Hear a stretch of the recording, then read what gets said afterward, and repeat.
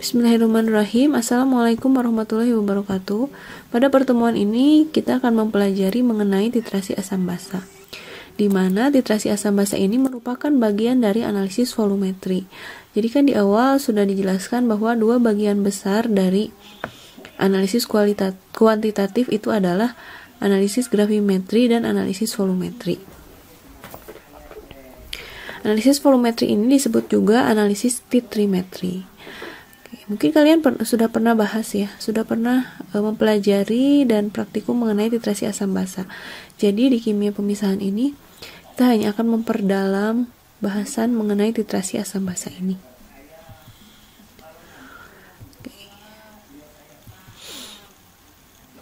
Apa yang terjadi pada titrasi asam basa? Jadi dalam titrasi asam basa, sejumlah volume tertentu asam atau basa yang telah diketahui konsentrasinya secara pasti direaksikan dengan sejumlah volume tertentu suatu asam atau basa yang konsentrasinya belum diketahui. Berarti yang sudah diketahui volume, yang sudah diketahui konsentrasinya itu kita sebut sebagai titran. Itu yang ada di dalam buret. Kemudian yang belum diketahui konsentrasinya berarti yang akan kita cari, yaitu larutan yang ada di dalam labu Erlenmeyer. Untuk selanjutnya kita sebut sebagai analit atau titrat. Apa saja alat yang dibutuhkan ketika kita akan melakukan prosedur titrasi? Maka yang kita perlukan adalah statip, klem, kemudian buret, dan labu Erlenmeyer. Ya, kemudian secara teknis ini adalah tanda baca, kemudian volume dibaca sebelum dan sesudah larutan direaksikan. Kemudian tadi yang disimpan di dalam buret adalah larutan yang sudah diketahui konsentrasinya. Dan larutan yang disimpan di dalam labu Erlenmeyer adalah larutan yang belum diketahui konsentrasinya. Dan di bawah labu Erlenmeyer biasanya diletakkan kertas putih. Itu untuk mengetahui dengan jelas perubahan warna yang terjadi. Ada beberapa jenis atau tipe titrasi asam basa. Yang pertama adalah titrasi asam kuat basa kuat. Yang kedua adalah titrasi asam kuat basa lemah. Yang ketiga adalah titrasi asam lemah basa kuat. Yang keempat titrasi asam lemah basa lemah. Oke, kita bahas satu persatu. Yang pertama adalah mengenai titrasi asam kuat basa kuat.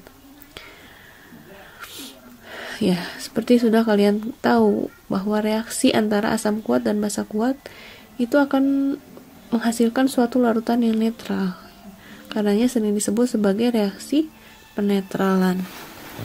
Karena yang terjadi adalah reaksi netralisasi antara ion H+ dan ion OH- membentuk molekul air, sehingga menghasilkan suatu larutan yang titik ekivalennya akan dicapai pada pH 7. Karenanya disebut juga sebagai reaksi penetralan. Contoh, misalnya kita ingin mentitrasi 45 ml larutan H2SO4 yang molaritasnya belum diketahui. Kemudian ternyata untuk menitrasi 45 ml larutan H2SO4 tersebut dibutuhkan larutan NaOH 0,6 molar sebanyak 25 ml. Maka di sini yang ditanyakan adalah berapa konsentrasi dari H2SO4 yang tadi berperan sebagai analit. Maka untuk mencarinya, yang pertama adalah kita harus tahu terlebih dahulu reaksi yang terjadi. Tadi kan karena titrasi asam basa, maka yang terjadi adalah reaksi asam basa atau reaksi penetralan. Maka ini adalah reaksi yang terjadi, yaitu reaksi antara H2SO4 sebagai analit, NaOH, titran, menghasilkan larutan garam dan air. Kemudian untuk mencari konsentrasi dari analit, maka kita menggunakan cara stokiometri biasa. Ya, jadi seperti nanti sehingga akhirnya diketahui bahwa konsentrasi dari H2SO4 itu adalah 0,167 molar.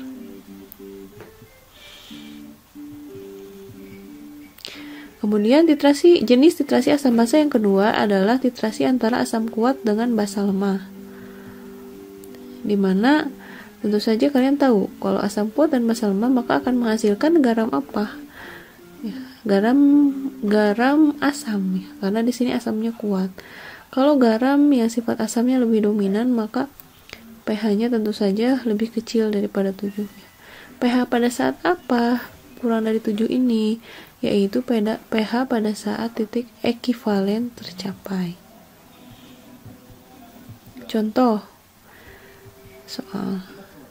Jadi di sini untuk mentitrasi 25 ml HCl ternyata dibutuhkan larutan NH3 0,1 molar sebanyak 50 ml. Bagaimana cara menentukan konsentrasi HCl? Sama seperti tadi ya. Yang pertama kita harus tahu terlebih dahulu reaksinya. Kemudian setelah itu dihitung menggunakan rumus stoikiometri, yaitu molaritas analit dikali dengan volume analit sama dengan molaritas titran dikali dengan volume titran. Hingga akhirnya didapat bahwa konsentrasi asam klorida adalah sebesar 0,2 molar. Kemudian yang ketiga adalah titrasi asam lemah dengan basa kuat. Ya, karena basanya yang kuat, maka nanti pada titik ekivalen akan dihasilkan suatu larutan garam dengan pH lebih besar dari 7. Ini contoh soalnya ya. Kemudian ini penyelesaiannya sama dengan penyelesaian 2 soal sebelumnya. Nah, kemudian yang terakhir, jenis dari titrasi asam basa ini adalah titrasi asam lemah dengan basa lemah. Nah, kalau yang tadi kita bisa memprediksikan pH pada titik ekivalennya itu berapa. Dilihat dari mana yang dominan, mana yang kuat dari titrasi asam basa tersebut. Sedangkan jika asam lemah dan basa lemah, maka pada dasarnya reaksi yang terjadi adalah sama, reaksi netralisasi antara OH- dan H+ seperti pada titrasi yang pertama tadi, titrasi asam kuat dengan basa kuat. Sehingga pada titik ekivalen itu pH-nya pH netral yaitu 7. Nah, mengapa hal ini bisa terjadi? Kita bisa lihat dari contoh soal berikut. Jadi untuk mentitrasi 25 ml larutan NH3 ternyata dibutuhkan larutan asam asetat sebanyak 50 ml. Konsentrasi asam asetatnya adalah 0,1 molar. Kemudian yang ditanyakan adalah konsentrasi NH3. Jangan lupa kita harus tahu reaksinya. Sama ya cara perhitungannya.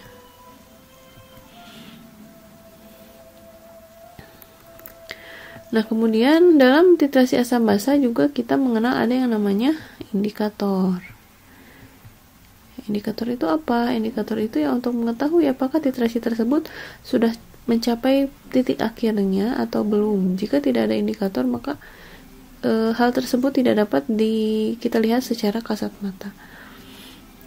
Nah, untuk titrasi asam kuat dan basa kuat, tadi karena titik ekivalen dicapai pada pH 7, maka indikator yang sesuai adalah bromtimol biru dengan trayek pH 6,0 sampai 7,6. Kemudian titrasi asam kuat basa lemah. Titrasi asam kuat basa lemah itu karena tadi titik ekivalennya tercapai pada pH larutan kurang dari 7, maka indikator yang cocok adalah bromkresol atau metil merah. Ini hal yang sama juga jika asam lemah basa kuat tadi kan berapa pH pada titik ekivalennya, yaitu sekitar lebih dari 7, maka kita butuh phenolphthalein atau bromtimol biru.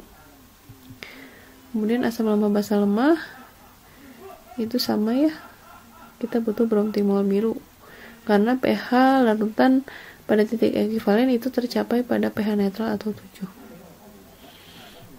Nah, ini adalah contoh beberapa indikator dan trayeknya serta perubahan warna pada larutan asam dan basa.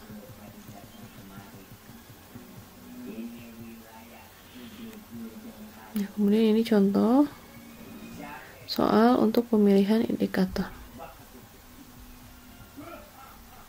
Nanti kalian baca sendiri ya. Nah, kemudian dari bahasan tadi, saya ada satu pertanyaan yang harus kalian jawab ya. Silahkan dicatat. Tadi kan disebutkan bahwa untuk titrasi asam kuat dan basa kuat, pada titik ekivalennya itu tercapai ketika pH larutannya sama dengan 7. Sehingga tadi menurut teori, indikator yang digunakan adalah bromtimol biru karena trayeknya sesuai.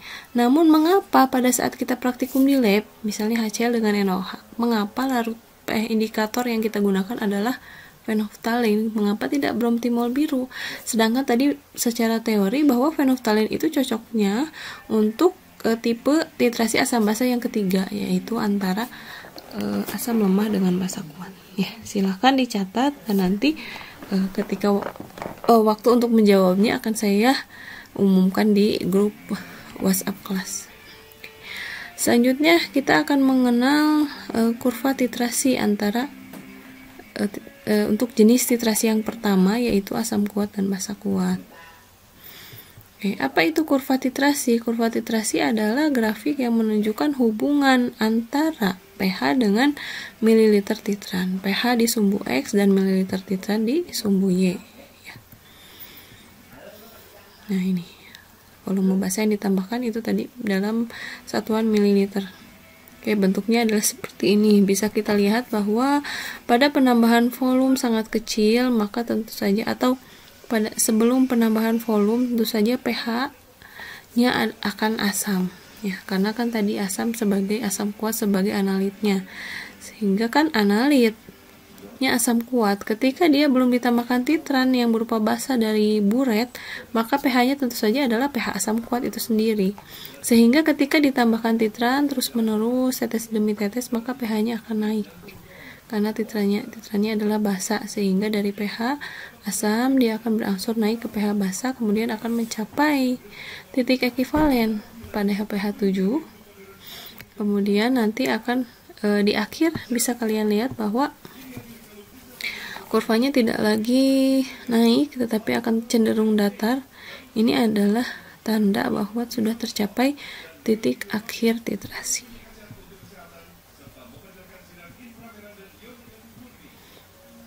Nah, kemudian ini bagaimana dengan kurva untuk jenis titrasi yang kedua, yaitu antara asam kuat dengan basa lemah. Sekilas mungkin akan sama bentuknya ya dengan jenis titrasi yang pertama. Nah, sekilas akan sama ya bentuknya, tetapi bisa kita lihat bahwa tadi kan titik ekivalennya untuk asam kuat dengan basa lemah itu akan tercapai pada pH kurang dari 7. Tadi sesuai yang sudah saya jelaskan sebelumnya. Dan titik akhirnya juga tercapai tidak terlalu tinggi seperti kurva titrasi asam kuat basa kuat tadi sebelumnya.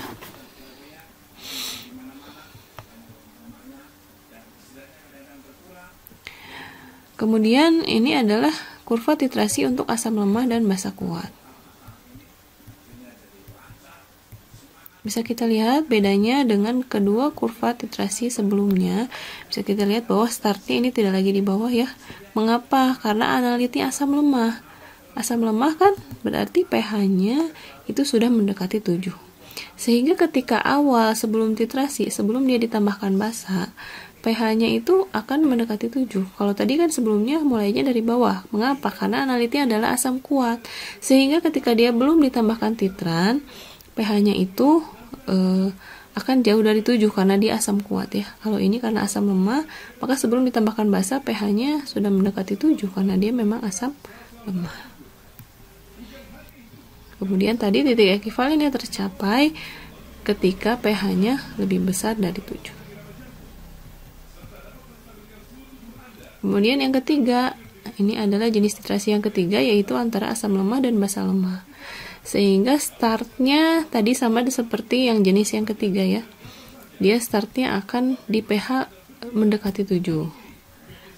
Tapi N-nya juga akhirnya itu juga akan mendekati 7 karena keduanya sama-sama lemah. Dan titik ekivalennya tercapai sama seperti titrasi asam kuat dan basa kuat, yaitu pada saat pH-nya 7.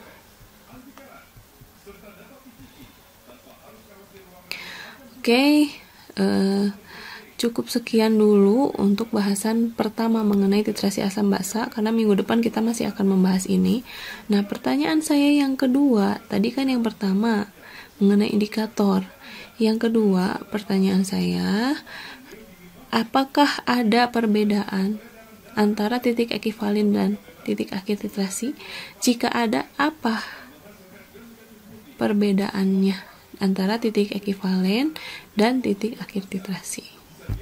Oke, sekian penjelasan untuk part 1 titrasi asam basa dari saya. Jika ada yang kurang jelas bisa ditanyakan. Oke, insya Allah bertemu lagi di pertemuan selanjutnya. Terima kasih atas perhatiannya. Wassalamualaikum warahmatullahi wabarakatuh.